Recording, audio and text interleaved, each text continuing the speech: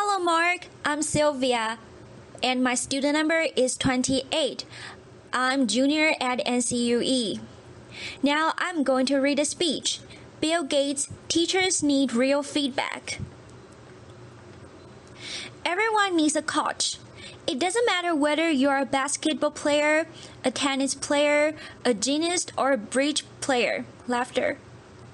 My bridge coach, Sharon Osberg, says there are more pictures of the back of her head than anyone else in the world. Laughter. Sorry, Sharon, here you go. We all need people who will give us feedback. That's how we improve. Unfortunately, there's one group of people who get almost no systematic feedback to help them to do their jobs better. And these people have one of the most important jobs in the world. I'm talking about teachers. When Melinda and I learned how little useful feedback most teachers get, we were blown away. Until recently, over 98% of teachers just got one word of feedback: satisfactory. If all my bridge coach ever told me was that I was satisfactory, I would have no hope of ever getting better. How would I know who was the best? How would I know what I was doing differently? Today, districts are revamping the way they evaluate teachers, but we still give them almost no feedback that actually helps them improve their practice. Our teachers deserve better. The system we have today isn't fair to them. It's not fair to students, and it's putting America's global leadership at risk. So today, I want to talk about how we can help all teachers get the tools for improvement they want and deserve. That starts by asking who's doing well. Well, unfortunately, there's no international ranking tables for teacher feedback systems. So I looked at the countries whose students perform well academically and look at what they're doing to help their teachers improve. Consider the ranking for reading proficiency. The US isn't number 1. We are not even in the top 10. We are tied for 15th with Iceland and Poland. Now, out of all the places that do better than the US in reading, how many of them have a formal system for helping teachers improve? 11 out of 14. The US is tied for 15th in reading, but we are 23rd in science and 31st in math. So there's really only one area where we are near the top, and that's in failing to give our teachers the help they need to develop their skills. Let's start by Let's look at the best academic performer, the province of Shanghai, China. Now they rank number 1 across the board in reading, math, and science, and one of the keys to Shanghai's incredible success is the way they help teachers keep improving.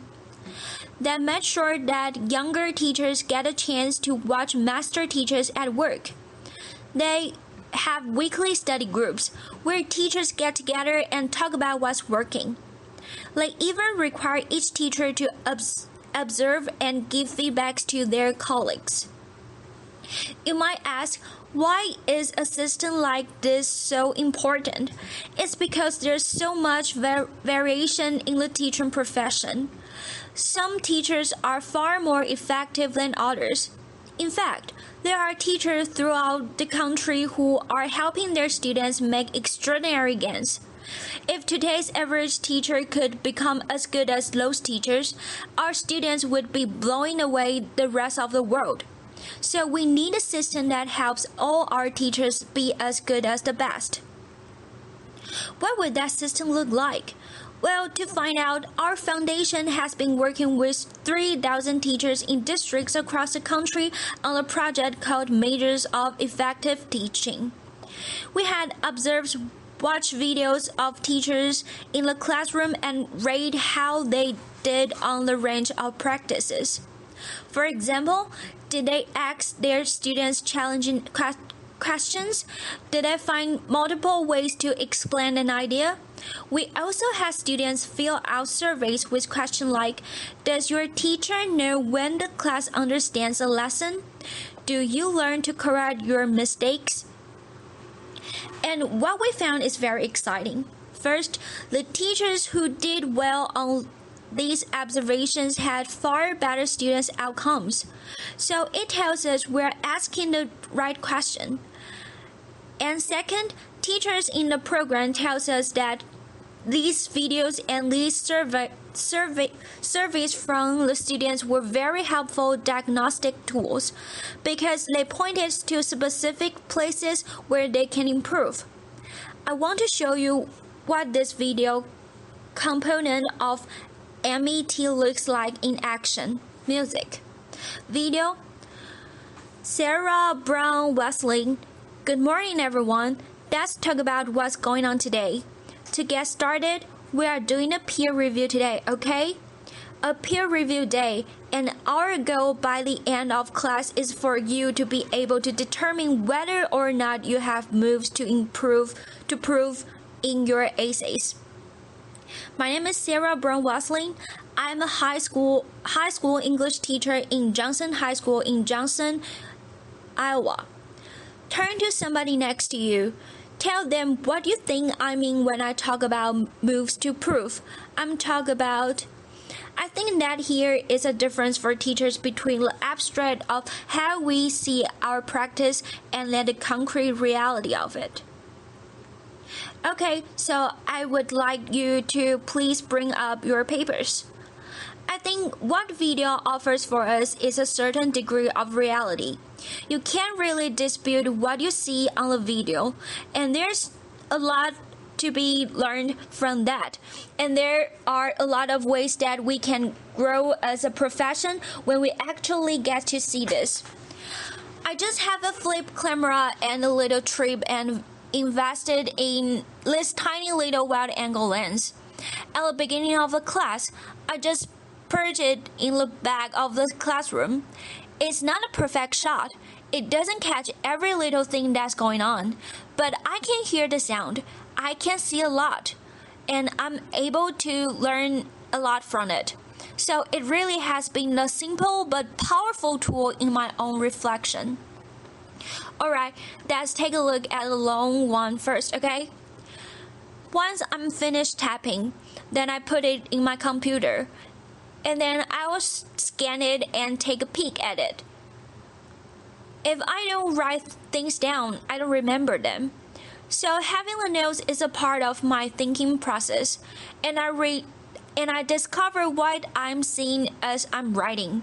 I really have used it for my own personal growth and my own personal reflection on teaching strategy and methodology and classroom management, and just all of those different factors of the classroom. I'm glad that we have actually done the process before, so we can kind of compare what's worked, what doesn't.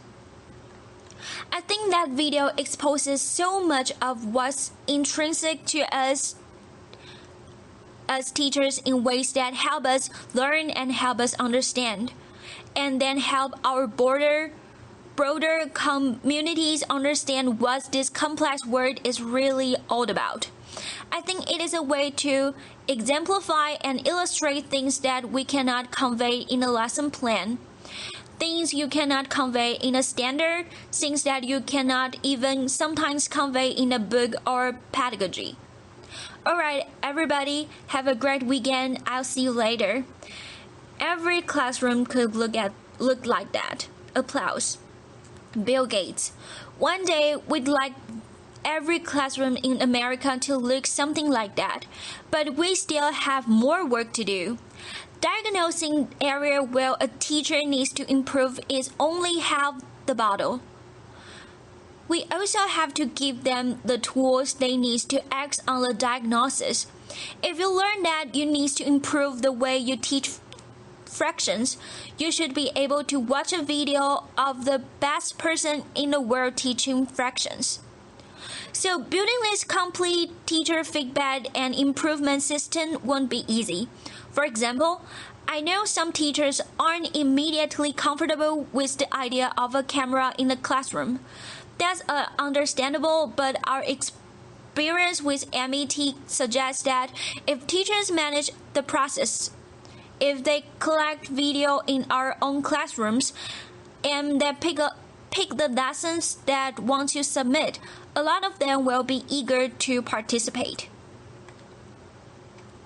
Building this system will also require a considerable investment. Our foundation estimates that it could cost up to $5 billion.